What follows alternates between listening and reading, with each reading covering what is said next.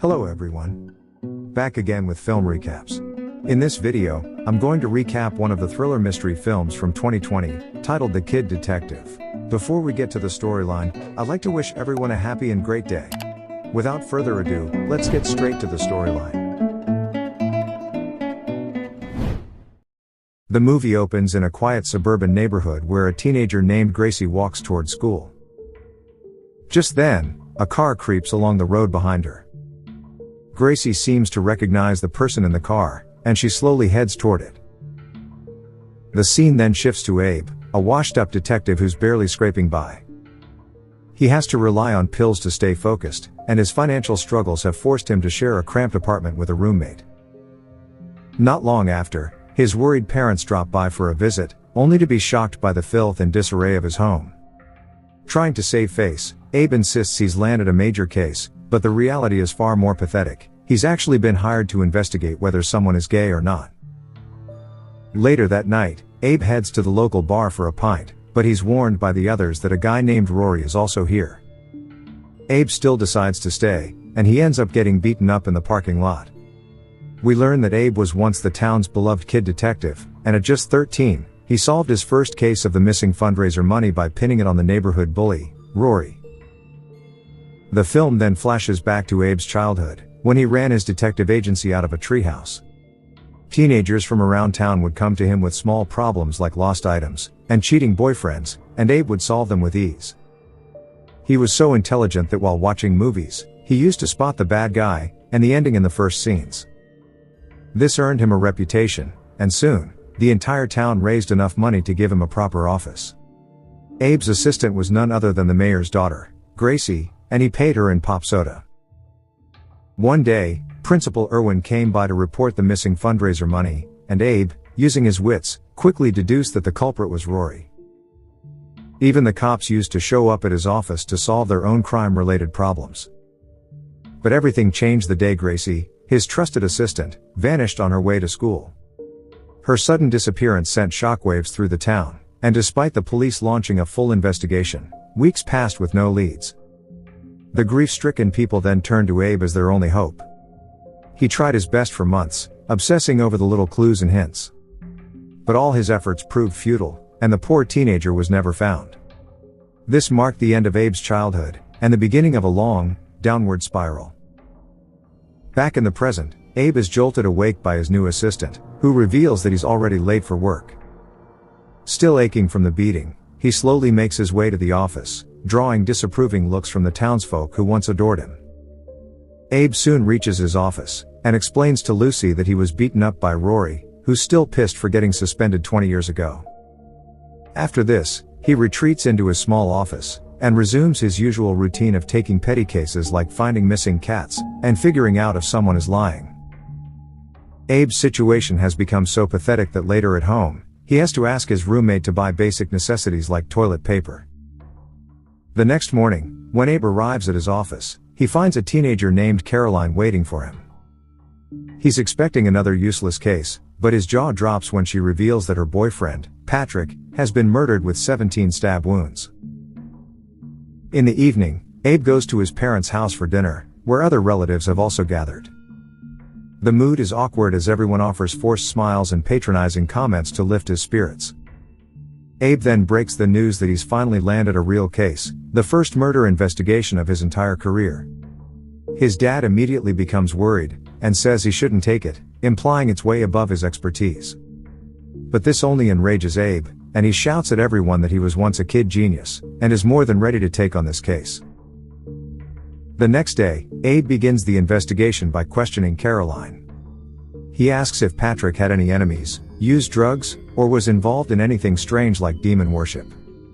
But she denies everything, saying her boyfriend was the class topper, and a genuinely good person. Patrick's spotless image leaves Abe with little to go on, but he's certain the boy was hiding something. Later, Abe and Caroline decide to question Patrick's friends, and head to the house of a nerdy classmate named Calvin. At first, he shares trivial details like how Patrick collected bottle caps, and was oddly impatient around disabled people. But then, he drops a shocking revelation that Patrick had a second girlfriend. He had a picture of her in his locker, in which she was completely naked, except for a tiger mask. Caroline is stunned and refuses to believe it, but Calvin insists he's telling the truth. That evening, Abe and Caroline sit at a diner, and she's still shaken by the earlier revelation. She explains that she liked Patrick because he was different from the others. He used to place origamis in her locker before an important test or event. Abe questions how she knew it was from him, to which Caroline says it's because Patrick was the only Asian at school. Despite everything that has happened, she's still willing to continue the investigation and find out who the killer is. Later that night, Abe and Caroline sneak into the school, hoping to find the photo of the mysterious girl in Patrick's locker. When they arrive, they discover the locker has already been cleared out by the police. But Caroline reveals that she still has her boyfriend's jacket, and leads him to her locker and brings out the jacket. Abe checks every pocket, and eventually finds a bottle of illegal pills, leaving both of them stunned. The next morning, before heading to work, Abe swallows one of the pills, curious to see what it actually does. He also visits some junkie boys in the neighborhood, and shows them the bottle. Abe vows to give it to them if they reveal what they're used for. The boys examine it, and explain that the pills are called ego boosters, a rare type of drug used to artificially enhance self-esteem. They're quite expensive in the market, and usually take some time to kick in after being consumed. Intrigued, Abe asks where someone can get these, and the boys point him toward a local candy store. They mention that one has to pretend to have a headache to get the pills. The scene then cuts to outside the store where Abe is anxiously waiting for Caroline to return. But she soon walks out, holding nothing but an ice cream cone, making it clear that the boys had lied to them. All of a sudden, the pill Abe took earlier kicks in, and he goes to confront the boys with a surge of confidence. He beats the shit out of their leader, and demands to know who's the real supplier. He snatches away the bottle, and the scared boy reveals that the local Red Shoe gang sells them, and tries to warn that the pills are extremely addictive. After this, he heads straight to the deadly gang's den, and makes an appointment with the leader.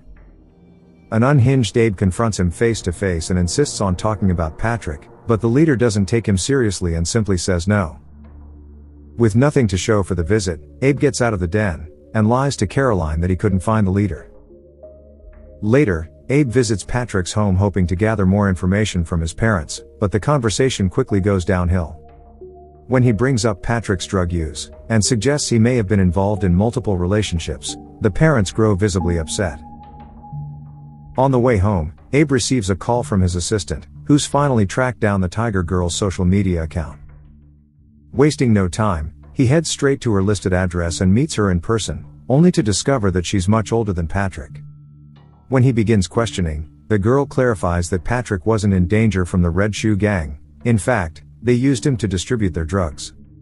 It turns out the school administration had access to everyone's lockers due to drug problems. But since top students like Patrick were trusted and rarely suspected, they stayed off the radar, making them the perfect cover. Abe is disgusted by the revelation, but at least he knows Patrick wasn't killed by the gang. Later, Abe pays a visit to Principal Irwin at the school, hoping to dig deeper into Patrick's past. The old man doesn't offer much, but he does mention that Calvin once said Patrick might be involved in something suspicious. Upon hearing this, Abe becomes certain that Calvin knows more about the case, so he later sneaks into the boys' room to find answers. Abe rummages through the drawer and finds a note, which shockingly reveals that Calvin has a massive crush on Caroline. He tries to extract more information from the computer, but Calvin suddenly arrives, forcing Abe to hide inside the closet. Even worse, the poor guy is forced to watch on as the nerd plays non-stop games on his computer for hours. At night, Calvin finally leaves to have dinner, giving Abe the chance to make a run for it. But he's once again forced to hide in a closet, when Calvin's sister goes upstairs to pee. He is forced to hide in the girl's closet this time. Some more hours pass by, and Abe secretly watches on as the little girl talks to her friends on the phone. She soon goes to sleep. But unfortunately for Abe,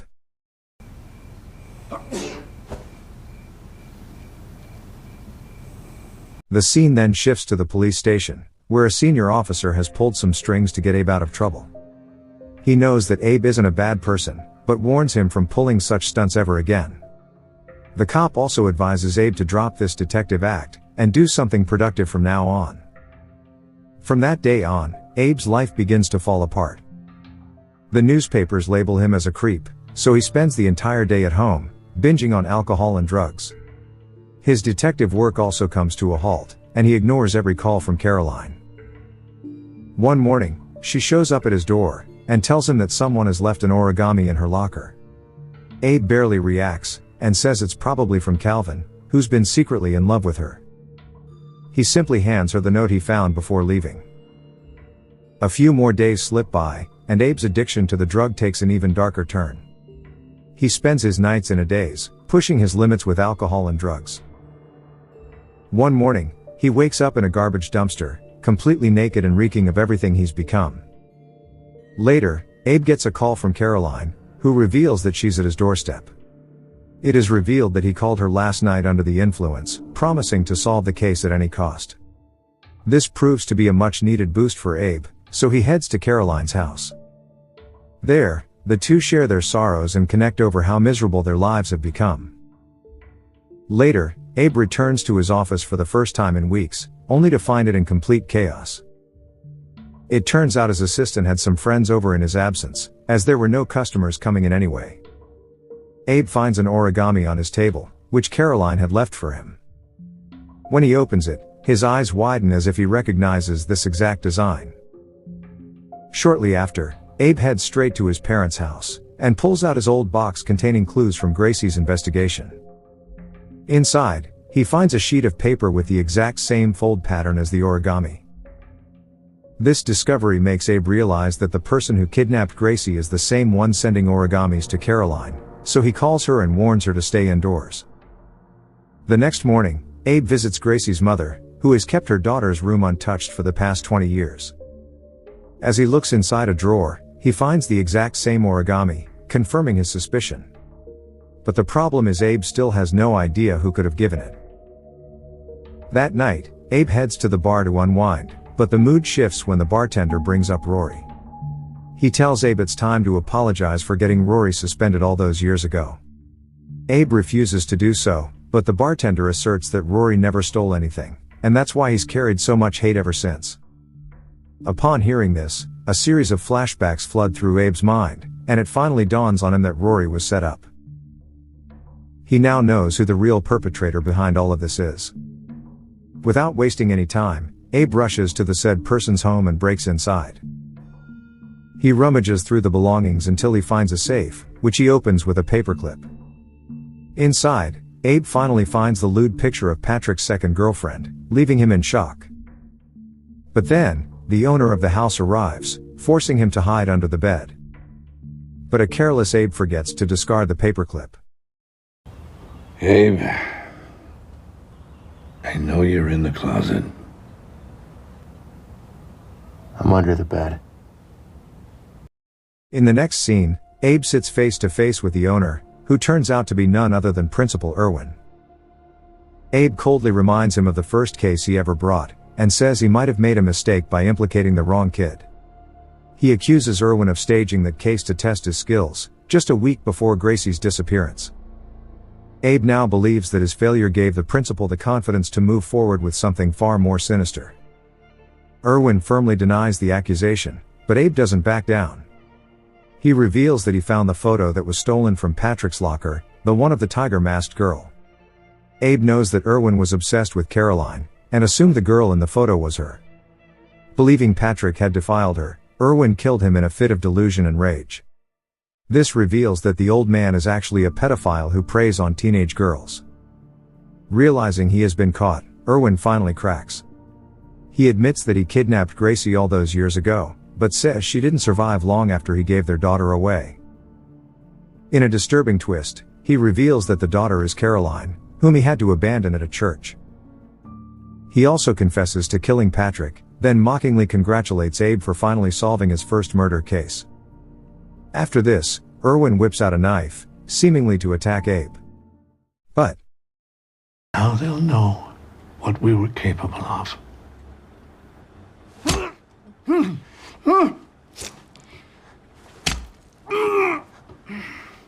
he instead stabs himself repeatedly in the chest, ending his pathetic life. Horrified, Abe hurries to the fridge and gulps down a bottle of beer. And this is when his eyes land on the rows of pop sodas neatly stacked inside. That small detail suddenly clicks, and a wave of realization hits him. An anxious Abe then walks to the nearby shed, and pulls open the door. To his utter shock, he finds Gracie inside, still alive but severely frail and malnourished. In the aftermath, Abe narrates how his life began to turn around. He became a national hero, the governor presented him with a medal, and most satisfying of all, Rory finally shook his hand. Later, Abe returns to his office, and finds Caroline waiting for him. She's still processing the painful truth, that she's the result of a forced relationship, but at least now, she has answers. Abe then asks if her mom, Gracie, has reached out to her yet, but Caroline says she's just a kid. In the final scene, Abe's parents visit his home, and are stunned to see how much has changed. He's living alone now, and the place is clean and organized. The parents smile, and express their pride of how far he's come, but he remains gloomy. When they ask what's wrong, Abe suddenly begins crying, and this is where the movie ends. Okay guys, thanks for watching. See you again in the next video.